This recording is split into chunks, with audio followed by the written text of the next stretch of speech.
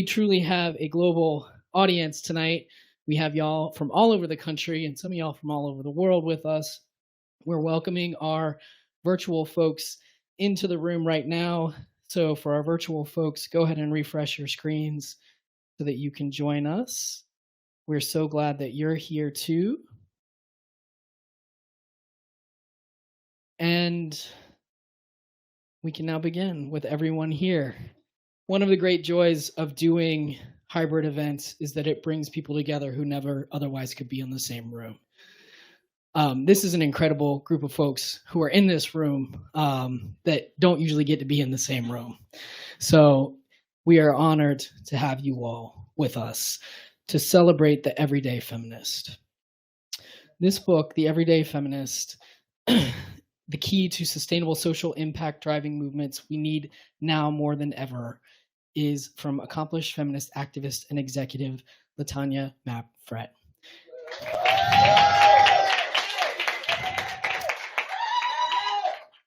As so many of you already know, this book delivers a powerful and practical exploration of the factors that make a feminist social movement impactful in its place in time.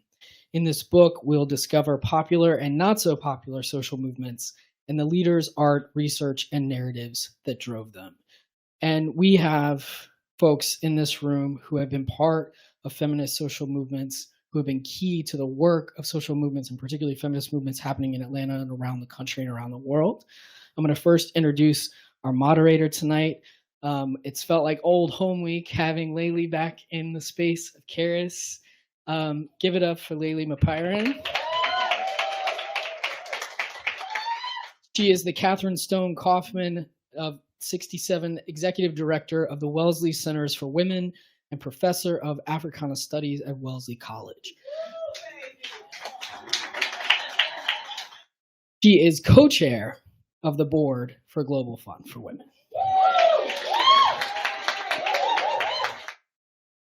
Previously, she held academic posts at Georgia State University in Women's Studies and the University of Georgia in Psychology and African American Studies. She has published 2 groundbreaking books on womanism, The Womanist Reader and The Womanist Idea, which was launched right here at Karis Books and more. Yes. And she has a 3rd, Womanism Rising, forthcoming in 2024. She is also the co-editor of The Baha'i Faith and African American Studies, Perspectives on Racial Justice, published earlier this year by Lexington. Her scholarly research has focused on social identities, social movements, and spirituality. She has served as a Fulbright specialist at the University of Liberia, helping to build a gender studies curriculum, as well as a contemplative practice fellow with the Center for Contemplative Mind in Society, focused on womanist spiritual activism. Layli has been a member of the board of directors of the Global Fund for Women since 2015. She's an active member of the Baha'i Faith, serving in many capacities at the local and national levels. She was born in upstate New York, raised in Georgia and Florida, and currently resides in Massachusetts. We got some Massachusetts in the house. She has traveled extensively in Africa and has strong ties with Liberia in particular. She's also spent time in Ghana, Cape Verde, and India. Her passion is fostering human well-being on a global scale in ways that advance equality, justice, peace, and the oneness of humanity. And she loves the Global Fund for Women, supporting grassroots women's genius worldwide. Yes. So welcome back, Layli. We're so glad to have you here. Our panelists tonight are, I'm going to introduce Dazon first. So Dazon Dixon Diallo is founder and president of Sister Love, Inc., established in 1989, the first women's HIV, sexual, and reproductive justice organization in the Southeastern United States.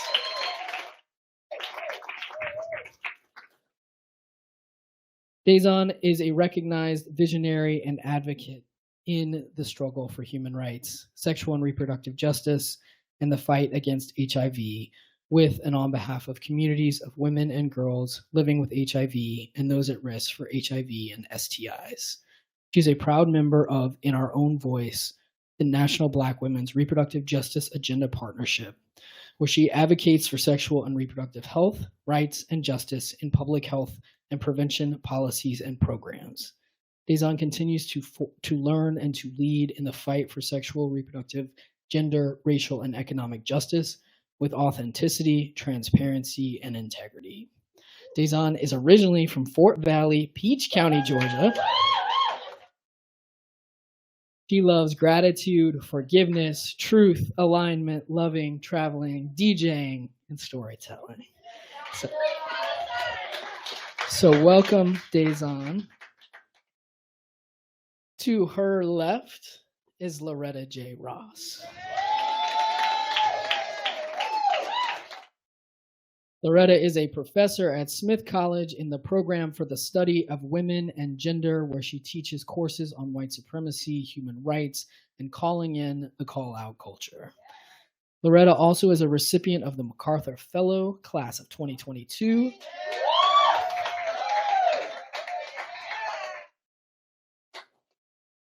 For her work, I noticed the word genius wasn't in the official bio, but genius is supposed to be in there. For her work, yeah, okay, that's the quiet part. I'm going to say it out loud. A Genius Fellow for her work as an advocate of reproductive justice and human rights. Loretta was the national coordinator of the sister song Women of Color Reproductive Justice Collective from 2005 to 2012 and co-created the theory of reproductive justice. Loretta was national co-director of April 25th, 2004 March for Women's Lives in Washington, D.C., the largest protest march in U.S. history at that time.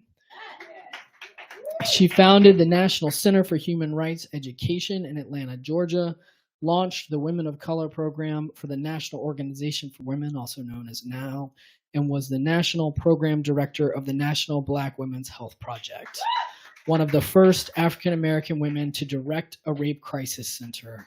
Loretta was the third executive director of the DC Rape Crisis Center. So give it up one more time for Loretta J. Ross.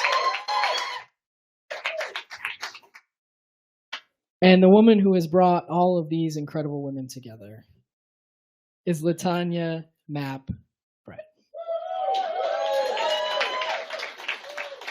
She is president and CEO of Global Fund for Women and serves on the board of directors for Global Fund for Women and Global Fund for Women UK.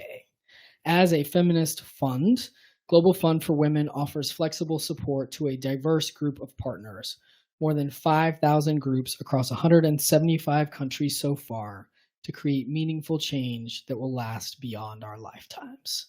Previously, she was the executive director of Planned Parenthood Global, the international arm of Planned Parenthood Federation of America, with regional and country offices in Africa and Latin America.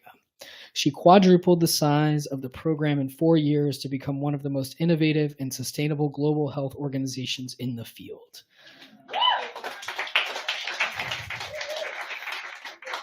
Ms. Frett worked for 8 years as a human rights officer for the United Nations Children's Fund, also known as UNICEF, and for 10 years with the United States Agency for International Development, also known as USAID. Latanya is the author of the book we are here to celebrate tonight, The Everyday Feminist, the key to sustainable social impact driving movements we need now more than ever. So we are going to invite all of y'all. You don't need an invitation because you're already here. But we want you, whether you're watching virtually or here with us in the room, to just sit back, enjoy this conversation we're about to have.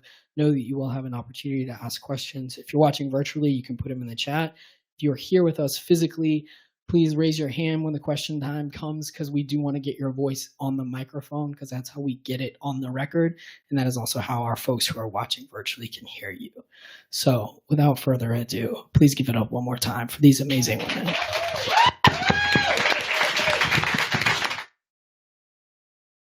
Thank you, ER, for those wonderful introductions. And thank you so much for bringing this crowd together. And on behalf of the Global Fund for Women, I'd really like to thank you for opening up Karis Books and More for our event tonight.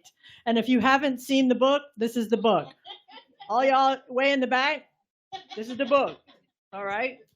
If you haven't already got it, get it, read it, review it, like it, TikTok it, anything you need to do to spread the word about the everyday feminists.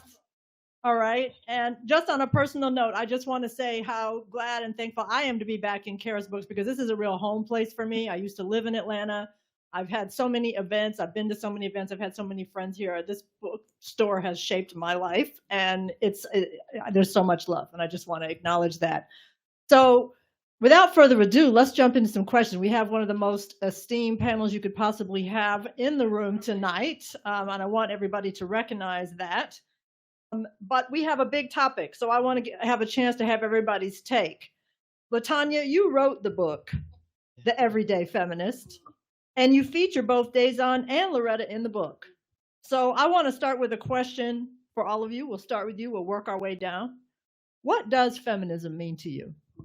Thank you, Laylee. And I want to thank everybody. This is like being in my living room with all my family, my closest colleagues. It's such a pleasure to be here in Atlanta, where, you know, it's my second home and where, of course, my heart lives. So my mom is here. But I wrote the book thinking about people like my mom, you know, people who are all the time showing up for everybody else in the family and the community.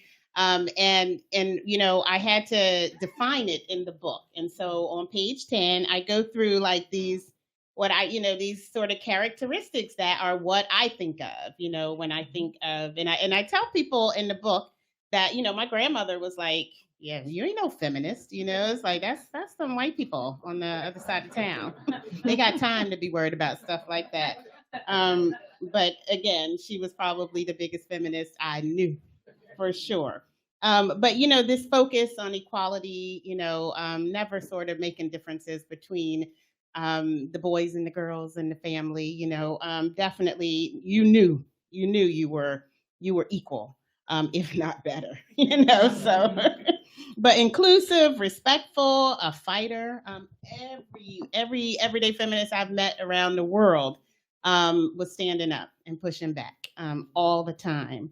Ungendered, recognizing the variety of, you know, people in the room. So, you know, I have a chapter in here that's called, you know, feminist work for men and boys too. You know, they don't just do work for women, but solid, you know, people, authentic, collaborative, curious. So our folks from Global Fund for Women will remember this, you know, sort of the things that important to me, the values and where I work and the way I live, but also generous and, you know, accountable to their communities. And so, you know, I put these, you know, they're interdependent, they're intergenerational, they're interconnected. And all of those things were important for me to describe feminism, because I felt like I needed to rename the term, because I think the simple answer is, you know, someone who believes that women and men are equal. But I think my description of an everyday feminist is so much more than that. And so that's where it came from. I'm also a womanist. I'm also so many other things, which I can be in my intersectional identity. But this was one thing that I wanted to lift up for the people that I've met who have taken me in, and for the women who have taken care of me, including these two over here. All right. So, yes, thank you for that. Let's pass it along. Loretta, what does feminist mean to you? Oh, that's a question that I've had to ask so many times, because I had taken the job at Now, but I didn't use the F word. All right. I said, I'm not a feminist, but, you know, we used to walk around, I'm not a feminist, but something wrong over here. I'm not a feminist, but. And then when I had to organize the first March for Abortion Rights, it just didn't make no sense anymore for me to deny the obvious. And I think the reason that I started using the F word for myself was because in order to organize women of color to participate in abortion rights, I had to do some research. And in that research, I found that Black women were practicing abortion and contraceptives while they were enslaved, hundreds of years before Margaret Sanger appeared on the scene. So when I think of reproductive politics and reproductive autonomy and feminism, I'm like, oh, they joined our movement. It ain't the other way around. And so that's how the F word became home to me, because I was standing on my sister's shoulders.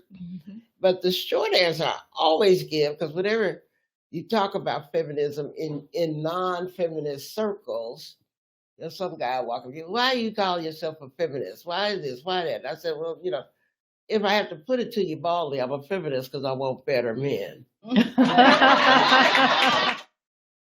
Great answer.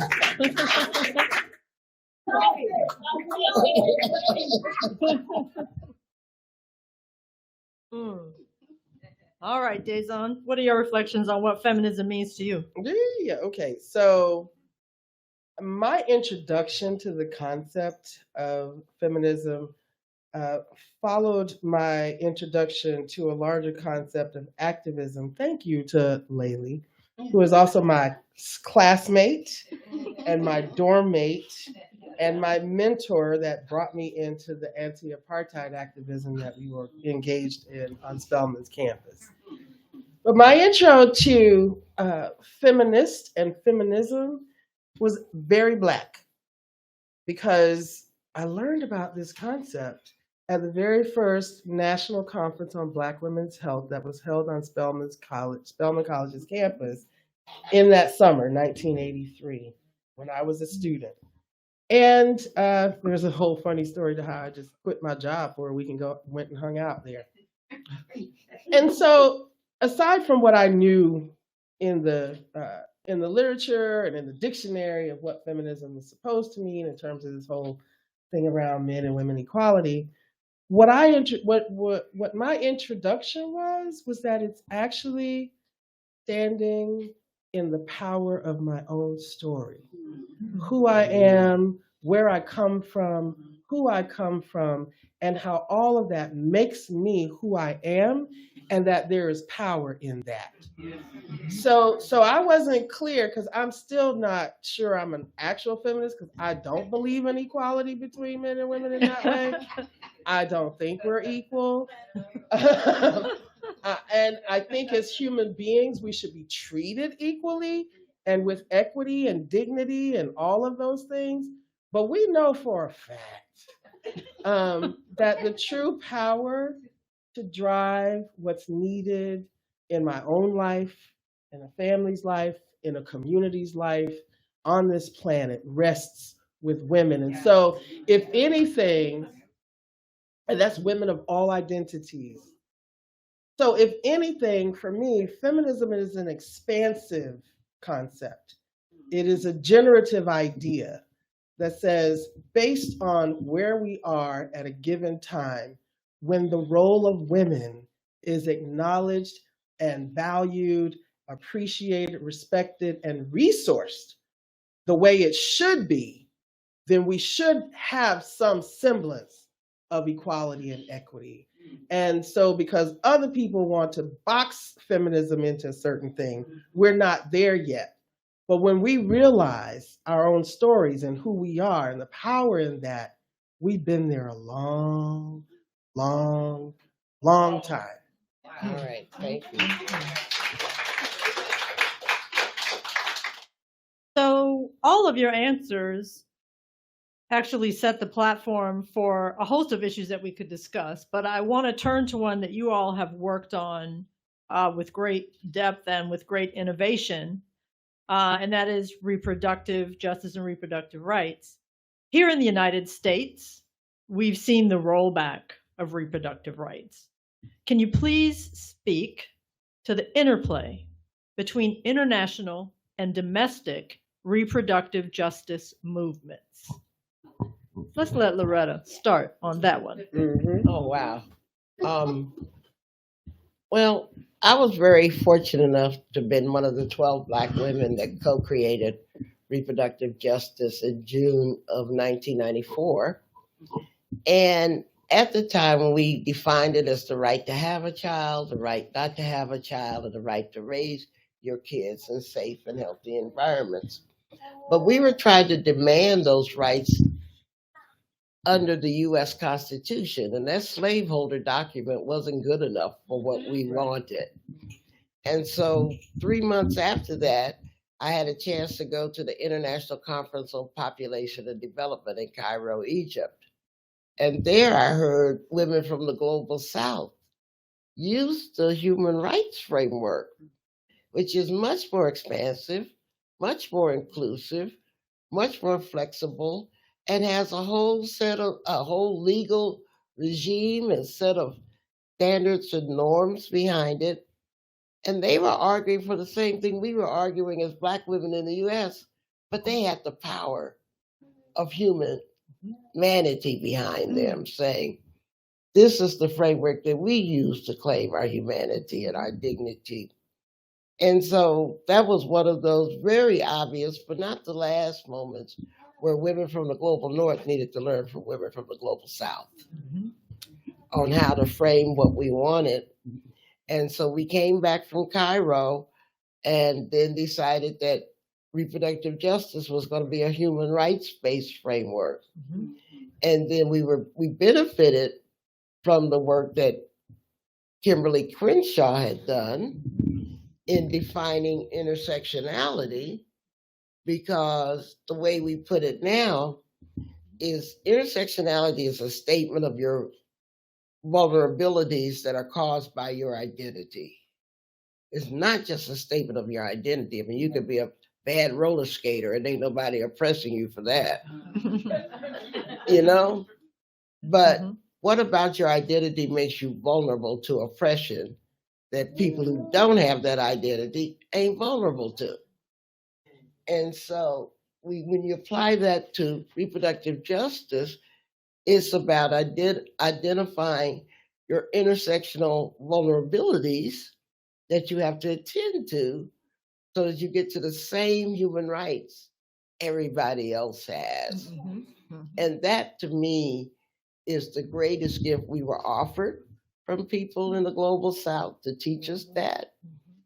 And it actually works real well within the feminist movement. By the way, I'm from Agnes Scott. I just need to brag that we're on my campus. I need to say that. I'm a Scottie. But we offered to the feminist movement a solution to that sameness versus difference argument, because we never can figure out, should we act like we're the same as men to get equality? Or is our difference from men what we need to emphasize to get equality? And human rights tells you it's an and, because your difference has to be attended to so that you can get to the same human rights. And I love the way we learned that from women in the global south. And I'll just say one other thing about that. When we created reproductive justice in 1994, we had no intention of it being anything but a US-based framework, because we were in a country that didn't respect the human rights framework.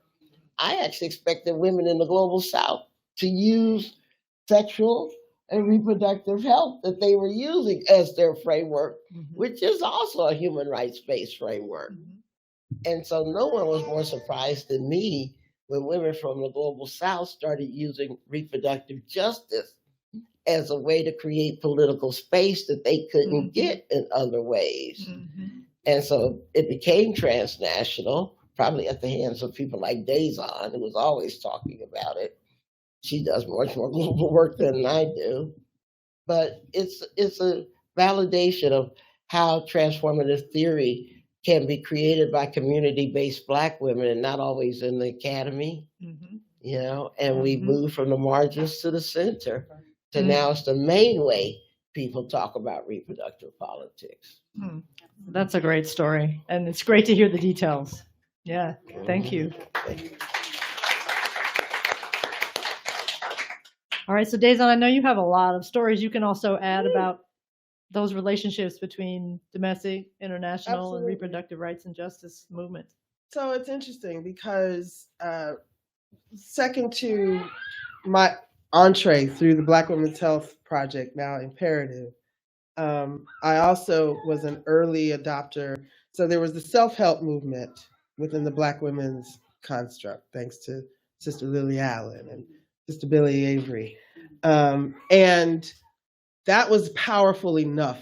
And I'm glad I got that introduction to what self-help was, before I started working at the Feminist Women's Health Center, where there was a whole nother idea of what self-help was, which was more based on physiology. It was more based on our biology and on our health care and on understanding how our own reproductive systems work and the power that we had over them. And I'm bringing that to fore because it was a very domestic experience in that regard. But then HIV happened in our lives. And I'm working in an environment where, for the most part, it was not an agenda item. It was not a priority for the white middle class women that I worked for and with. And but it obviously was a Black women's issue. And the richest place to find solidarity, to learn from what was happening in the response to HIV or AIDS in women's lives, was not in this country, because it was still primarily and predominantly sold as, and not only that, experienced as a gay white man's issue. But that's not how it was experienced in other places, especially in Africa. And so in order to figure out what we needed to do for women in the South, we partnered with women in the global South to learn that. We too took a delegation to the ICPD in 1994 with the interest of finding out where HIVs fit in this SRHR conversation. And we got all the way over to Cairo only to find out that it didn't. Never even made it into the platform of action.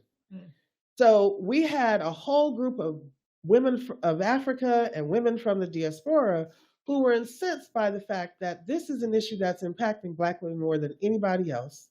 Not solely, because there are women in the South Asia and in the Pacific and in the South and Central America who are also affected, but not like us.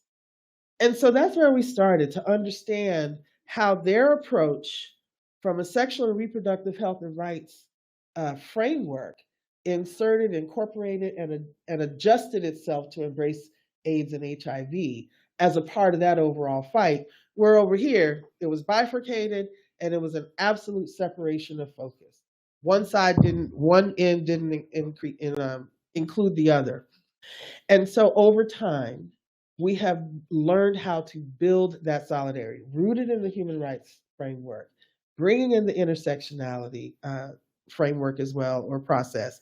What we learned too is that because people are walking and living in intersectional lives, the way we did our work had to be an intersectional response. So there's no way I can be a siloed HIV organization, which people really wanted to box us in, which we've never been specifically. Or realize that in the SRHR space, you're leaving out the real critical issues that are happening for women living with HIV. So intersectional approaches meant that we also had to be doing service delivery, not just the advocacy. And we couldn't be doing the advocacy without the people who were receiving the services. And we also couldn't be finding our way to the treatments and all of the things we needed, whether it was contraceptive or prevention research or treatment research around HIV, if Black women weren't even being included in the science. So we started to look at intersectionality from how we provide the response to people's given needs based on those experiences we had. And we're still doing that fight up to today to make sure that this whole issue around what is it? I think dignity should have been in there. Diversity, equity, and inclusion really still centers whiteness. And so how we look at it is what's happening in the margins and how to bring the center, which is us, right? Let's be clear in the end of it all. And this is what, I connect.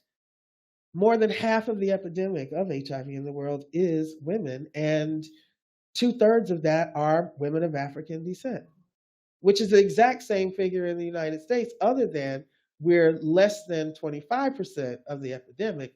However, we're the majority of maternal mortality. You all know these numbers.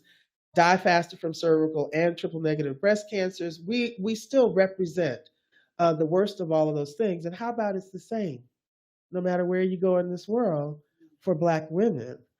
And so that's where our pieces come from, is how are we using this framework to build the solidarity we need, to have the right solutions for all of these common issues that we're experiencing, regardless of economies of scale, that we're experiencing in our homes and in our communities, in our churches, in our synagogues, in our mosques, and our streets, everywhere, so that we can bend the curve on some of these issues. Thank you, Devon. So, LaTanya, I know you have your own stories and perspectives to add as well. Yeah. So, let me just say, I know I told Loretta, but she doesn't remember. I've always done international work. So when I got out of law school, one of the first kind of gigs that I did was work for the Miss Foundation to go to Beijing. So the conference that you were just talking about, they had it was the fifth one, right? The fourth World Conference on Women, right, which was held in Beijing. And I heard Loretta speak at that conference in a room that was just overcrowded. And first of all, because you're a Black woman from home, right? So I was right, so I was so pleased that so much attention was being drawn to what you were talking about, and just listening to, and you were with a number of women. I don't know if you were there, Desan, you were there, and you were with another, y'all were like the mafia up in there talking about reproductive rights. And I was just so enamored as a young lawyer wanting to use human rights, the framework, to try to do something different. I had this opportunity to go to Peace Corps. So, international was already in my blood. I already knew I was going to do this. And to see somebody from home really interacting and talking about these things in a way that was so focused on human rights really drove me to stay in that field around human rights. And so I stayed with the UN, and then I continued to do stuff for the US government internationally. But then I didn't come back again to these issues until I joined Planned Parenthood. I ran Planned Parenthood Global Program. And in the book, what I write about is the day that I saw the letter to Planned Parenthood. It was online. I can't remember where it was, but it was a big deal. So a letter was written by a group of organizations in the country who had been the pioneers of reproductive justice. And their complaint was that larger organizations like Planned Parenthood was co-opting the language without giving credit. And that was like, again, the mafia. So I ran into Loretta again at that time. It was signed by Monica, but all of you, a bunch of Black women organizations signed on to this, and they rocked Planned Parenthood's world. Those women were up in there crying, about the letter was so well written, and it was so true. Even at that point in my career, it was so clear of how many things that Black women created that was just taken and never given credit to the pioneers. And it wasn't like you guys were asking for credit. You guys were asking to be included. You were asking to support the work that you were doing. And that's the first thing that happens, is that it gets co-opted, the language gets changed, and things start becoming, something that somebody else wrote. And then the people who have been doing it from the beginning don't get any resources. And literally, that's what this book is about. It's about these women who are out in these countries doing all of this work all the time and can't get resourced for it. They are literally saving lives every day. And when I came to the Global Fund for Women, I knew it. And most of the book is about the people I knew myself, and then commentary from the experts like Loretta and Desan. But it is so shocking how little money goes to the work, including the work that I have to exclude you, Loretta, now that you got, you're a genius. But for the rest of the organizations, it is very difficult for them to get resources for this work, even though everyone knows that what they're doing is saving lives, changing the paradigm, making what's wrong right all the time. And so, after that letter was written and was made public, and Planned Parenthood had to come to you and to the community to ask for forgiveness and to, I hope, show up better, which I think they did in this work. It really prompted me to start thinking about how can I show up for these women and to do this work. And so when I came to Global Fund for Women, one of the things I thought was the first thing we need to do is talk about those stories, amplify those voices, make sure we understand. It's one thing to under-resource, underestimate, underappreciate, but I think it's a whole other thing for us to pretend they're not there. And so I wanted to make sure that those stories are told from just even my perspective, but that we continue to shake our head and change the fact that, resourcing for this work has to happen. And who's better to be able to get those dollars and use them time after time, decades, centuries probably. Women have been using, and these are all women of color in the book, but of course there's, way more stories that could be told about others. But I purposely do that because primarily the ones that get underfunded are the ones of color. So Black women so it's already really bad. It's about 1.9% goes to grassroots women's organizations of the total pot, right? Billions and billions of dollars. And then when you start looking at Black women's organizations, it like goes down in half. So yeah, it's like 0.5. So less than half of that is going to, and there's a whole lot of reasons, and the book talks about it. But what I do know is like we've got women like Loretta and Dazon doing this work all the time and still having to ask for money, which is a goddamn shame. And I mean, come on. Right? I mean, we should be throwing money at them, all the time to do this work. They shouldn't have to ask. And there are women in every single country, 15 I've lived in myself, but way more that I've visited, who are always having to play this game to save the world. It's like they're having to beg for pennies to save us, to make our world better. And so I want us to make sure that we don't ever get to a point. So reproductive justice, like you said, is one piece of that. But there are oh my God, the reason girls are educated is because they're mothers, and all the other everyday feminists out there getting them educated. So, I mean, we could go down all the list of, the siloed, the way that donors silo these pots, education and health and this one and that one. But you'll see the same thing over and over again in every single sector that these women are doing that work and still getting nothing to do it. So, yeah. So thank you.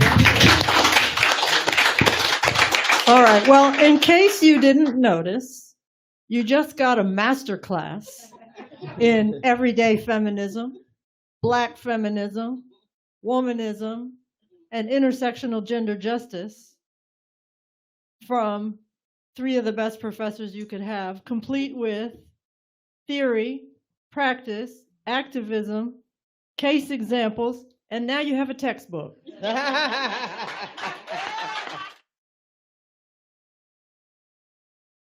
So in the interest of everybody picking up the textbook, what I'm going to do now is I'm going to shift gears and we're going to take some questions from the audience. We have 2 audiences. One is in the room and one is online. So we are only going to take questions for about 10 minutes, but I want to make sure that both audiences get some time. So who's got a burning question in the room? Raise your hand. ER will come to you with the microphone. All right.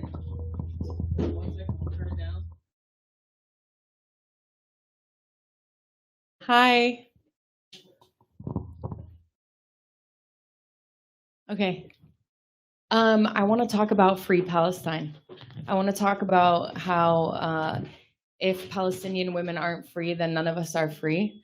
And I want to talk about how y'all are advocating for that and the climate of advocating for that in a country and in a world where it's very unpopular and mixed with many different types of misinformation. And any advice y'all have for folks who are activists for Palestine and a free Palestine? Just say who you are quickly. Oh, my name is Donia. I'm on the Global Fund for Women's Board of Directors. This is such an amazing panel because I also just finished my thesis on abortion access for Black and Latino women, and I used so much research from Sister Talk. So this is just really amazing and full circle. So thank you so much for being here. This is very inspirational.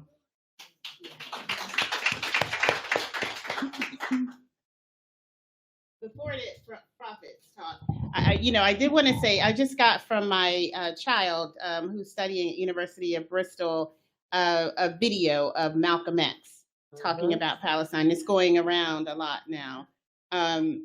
Shocked. Yeah.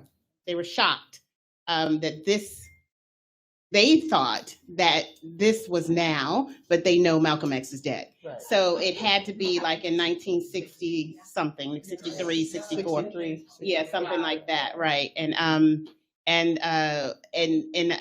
explained, no, I mean, yeah, Right. read up, Right. get educated, and I Right. think that's the best way that we can do that. But I know I'll hand it over to two of you for any advice for Donia.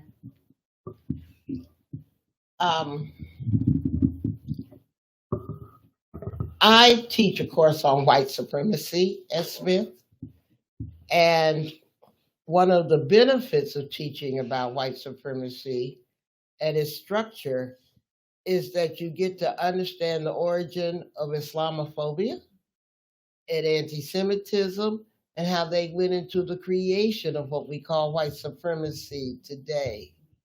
Because I believe you don't understand modern white supremacy if you don't understand the reaction of the Moors taking over Spain. You know, and you don't understand anti-Semitism until you understand how the King of Portugal borrowed a lot of money to take war against, to make war against the Spanish because they wanted to control the trans-Saharan trade. And instead, when they kept losing the wars from the money they had borrowed from the Jews, they instead sent a ship around the west coast of Africa to see if they could find a new route. And what they found was undefended African kingdoms that were vulnerable to be invaded by the ocean from the sea. So they kidnapped Africans and stole some gold and brought it back to Portugal in the 10th century. And what I find is that with the foreshortened view of history, you don't even begin to understand the origins of settler colonialism. I mean, the whole question of Islamophobia and trying to break the monopoly that the Moors had on African trade, which is why they got demonized as a religion as first. You know, the Muslims got demonized, the Africans got turned into beasts, the Jews were killed because the kings didn't want to pay back that money that they owed them for those bad wars. So when you think about what's going on in modern day society, it's all got its roots back, way, way back around the plunder and piracy of the world. Because Europe decided to turn its trade relationship with Africa into one in piracy and plunder. And that affected the entire Middle East, what we now call the Middle East, Africa, and everything. And I'll just close by saying, and the only reason we know about this stuff isn't because Africans told us, because all our records were destroyed. Because Jewish scholars kept records, Moorish scholars kept records. And we've had to trace together what happened that led to the historical antecedents to what's going on in Israel and Palestine right now. And so you can't start with 1948. You can't start with 1619. You got to go way, way back to understand how a philosophy of piracy, greed, and plunder became the dominant mode of human interaction because of a given mindset that is bent on destroying the world. That's my answer.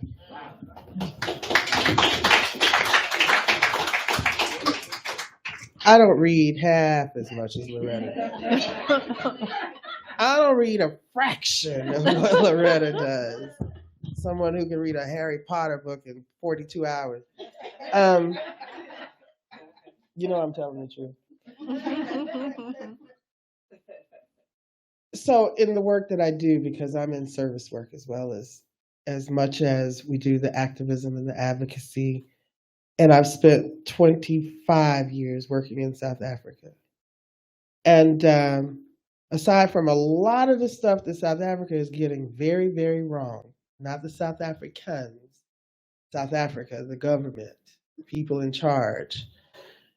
The one thing that I think they're getting right is teaching the rest of the world the parallel of what's happening in Palestine, particularly right now in Gaza, but in Palestine overall, and in this long-standing conflict of the settler colonial approach to protecting the Jewish community and their own history.